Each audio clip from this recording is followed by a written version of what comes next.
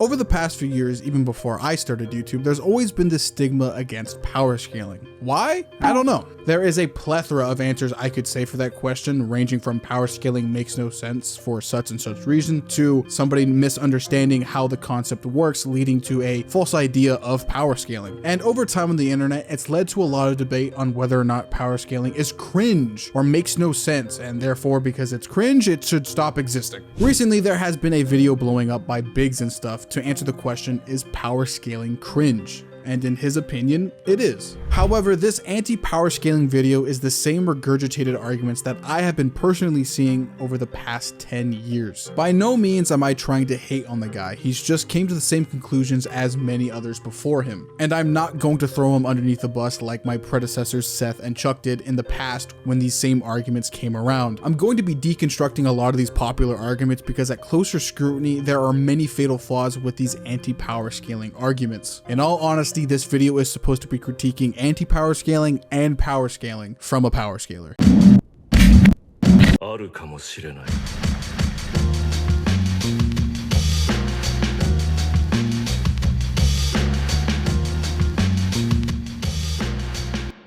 Power scaling, contradictory to the belief it's cringe, is actually just for fun mostly, and maybe even a little bit of a debate sport depending on who you're asking. I would compare power scaling to being something similar to the fighting game community or the FPS community in terms of what it actually truly is. A community where they have made it more competitive and much more streamlined with all their crazy tech you don't see in a casual game. The same idea goes with power scaling. Power scaling is the evolution of the versus debate with a lot more math and science involved and a lot more dedication to this practice. Why? Well, the simple answer is, well, people just want to figure out who's going to win between two characters, which is kind of the common consensus behind that idea. And two, it's just fun to talk about these characters. It's really not that complicated to understand. I have spent a good portion of my life dedicated to explaining versus fights and individual characters' power levels to an audience that is just curious to know how strong their favorite character is. As a lot of people forget that power scaling isn't just a versus debate, it is also explaining your favorite character's power levels within their own series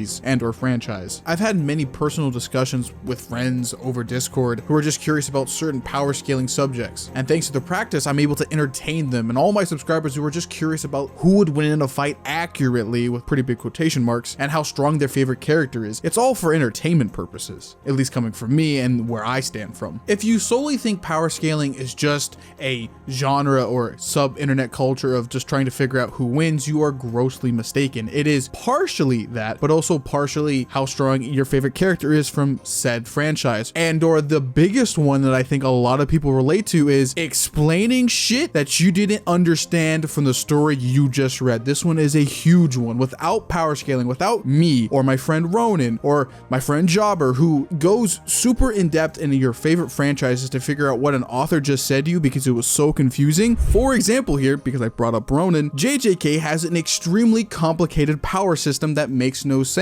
If it wasn't for a power scaler like Ronan, a lot of people would probably still be very confused on how the system actually works. Another example of this would be me and the Most Terrifying Stands. I think in total as a series, the video count would be somewhere near like 6 million or something like that. That's how many people want to know about their favorite characters' abilities and powers and how they work properly because they just probably didn't understand it the first time or want more context behind it. Sometimes big numbers and big explanations go over people's heads because they just can't comprehend what the hell the author is saying because one of their characters is like uber powerful now and they just can't understand those concepts. So they need a little bit of a helping hand. That's where power scaling comes in. It is not just a versus debate format for nerds. There is a actual use for it outside of it for casuals. Power scaling is half debating, the other half explaining to an audience about powers. And for a majority of my time on YouTube, that's what I've been doing. All in the sake for fun because I like explaining to an audience who just wants to know more about their favorite characters. For whatever reason, if you think me over explaining something to a casual audience member about a power they're not very well versed on is cringe, or you think me or some other guy are debating to see who wins and we just want to do it in a very civil form and just figure out who comes out on top is cringe, I'm gonna be honest, you're looking like the miserable one to people who are just trying to have fun. Like, I'm just gonna be honest about that. Everybody likes power scaling. Casuals want to know more about it. People who are already in power scaling want to further their practice of it because it's fun and they like to debate, or people just want to explain things to others like myself. Even authors power scale, which brings me to my next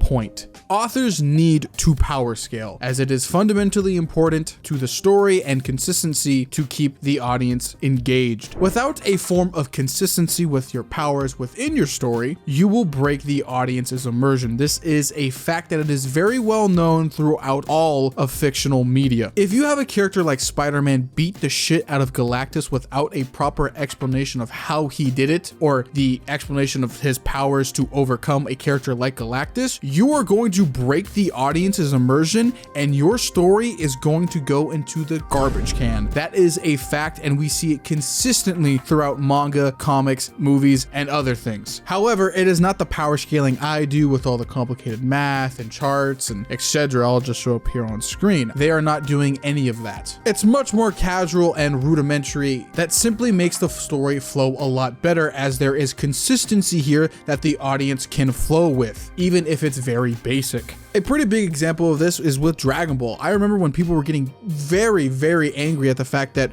Krillin was able to fight Super Saiyan Blue Goku and all that mess that went down on Twitter. If a character is fighting another character who is significantly stronger than them and somehow is able to somewhat win, it breaks the immersion and people will get angry. An author can do whatever he wants with his characters, but if it doesn't make sense or resonates with the audience in the way the author wanted, you're just a bad author, plain and simple. There's no debating that. Which brings me into this next point, that authors need to have power scaling in mind. No, they don't. This is really, really dumb. I do not expect my authors that I read and watch their stuff to have power scaling in mind. That is completely asinine. There's this really weird idea that authors need to have power scaling in mind for power scaling matches to happen. No, that is completely wrong and a completely gross and misinterpreted idea of how power scaling actually works. Power scaling is the answer to that hypothetical matchup to figure out who would win, not the other way around. It's due to the differences between the characters fighting each other, which sparks the question. Of course, both operate on different systems and different stories, but because those differences exist, people want that answer. Power scaling is the formula to get your answer, and the numbers in that formula are your characters. You don't need the author's consent to get the answer to that formula. And I won't lie, to play devil's advocate here, it's not going to be 100% accurate. That's why power scalers probably over the last few years have developed the whole like low diff, medium diff, high diff, and extreme diff answers on TikTok and YouTube shorts to say like, yeah, this character has the potential to win, not the definitive win. And many more systems like low balls, high balls, mid balls, if you want to go with something in between, out of character, in character, a specific version of a character, from the beginning of their story or the end of the story. There is a lot of stuff here that a lot of anti-power scalers or people who just genuinely don't know about power scaling know how complex and in-depth it can actually get. Power scalers genuinely want to get to the closest answer possible to figure out who wins or how strong a character is. And sure, the author might not have it in mind, however, their fans will try to answer that for them, even if it's not entirely accurate, as favoritism, cherry picking, and bias are a thing.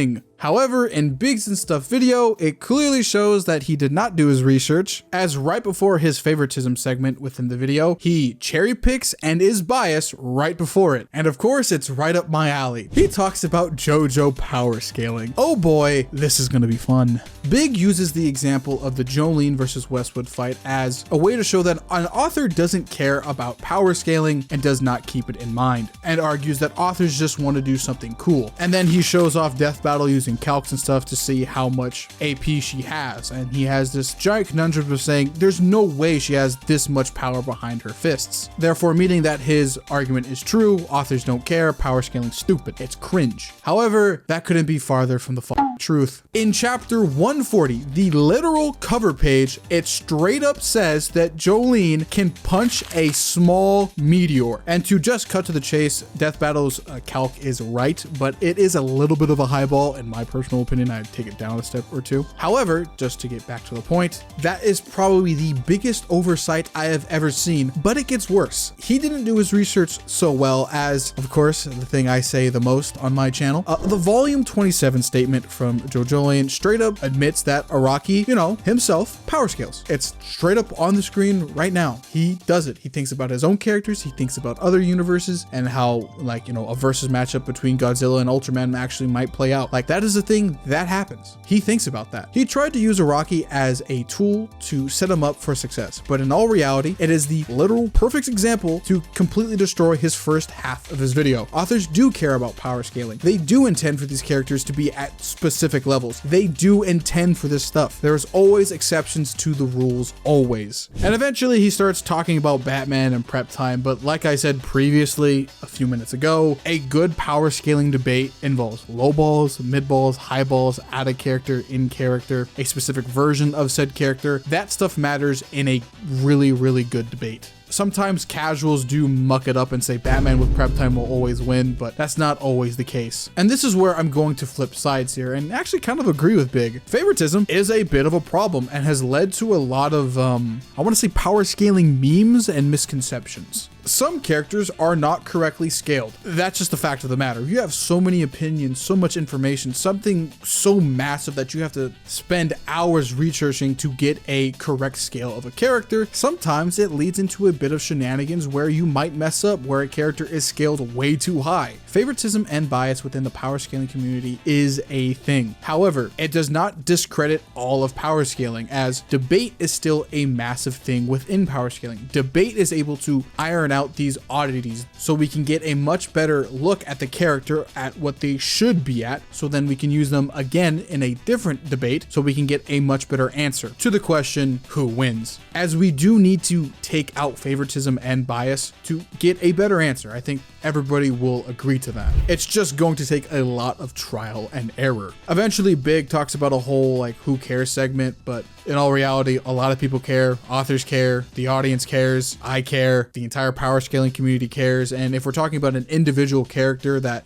people only like for their power-ups or their ability to blow up shit, Goku. There's my answer to that question. So eventually the video ends and Biggs gives a very pathos-esque conclusion. Overall, the video is okay, but it's riddled with holes and logical fallacies within it. But I'm still here to answer the question why people think power scaling is cringe. And I don't think I see it very often actually be told, but I genuinely think it's a case of hate the player, not the game. I think people are genuinely fine with power scaling. By itself in a void, it's a way to answer how strong a character is or who could beat who in a fight. And since those are such common questions, I don't think anybody actually truly has a problem with that, even when you get to a really high nerdy level like I do. However, due to the nature of power scaling being debate based, it leads to a lot of toxic people and scenarios occurring. In an uncontrolled environment, power scaling gets toxic really, really, really fast. And in the worst examples of it, leads to very large portions of the community just being really bad. Examples here would have been back in the day with Seth the Programmer and Chuck. Their communities weren't the greatest back in the day. However, now one's going through a Vinland Saga revival arc, looking at you, Seth, after the whole problem with Clyde, we'll leave it at that, and Chuck doing his own thing. Their communities have gotten better, and since they are figureheads, the community has overall gotten better. But for a very long time, and due to the nature of debate, people have just found power scalers to be, well, fucking cringe, man. When you have an opinion and some guy comes out the fucking woodworks with all this information and all this stuff and is just being really toxic about it while having this debate, I can understand why people think power scaling is cringe. The practice itself isn't. It's the people that usually are behind it. There are some pretty fucking jackass individuals out there. Like, I'll just straight up state it. I've met some, my friends have met some. There's just sometimes just a really toxic individual that you will meet who's in this community. And I'm not saying Seth or Chuck are the originators of this. It happened way before them, but they do have a part to play in it to a certain degree. Chuck is definitely better now. Guy makes great content. Go subscribe to him if you haven't. Seth is still in the gray zone for me. But overall, I would like to say that power scaling isn't cringe. There's just some cringe ass individuals that ruin it for the rest of us. Honestly, the way I do power scaling is, I think, probably the best way you can do it. Just explaining it to people that want to know more about their favorite characters and how strong they are, and occasionally having a versus debate in there once in a while. I genuinely do think it's a case of hate the player, not the game. But another answer could be just like somebody not understanding power scaling, so therefore it's cringe. Just how the internet works sometimes. So that could be an answer too. And quick reminder, no hate to anybody everybody in this video.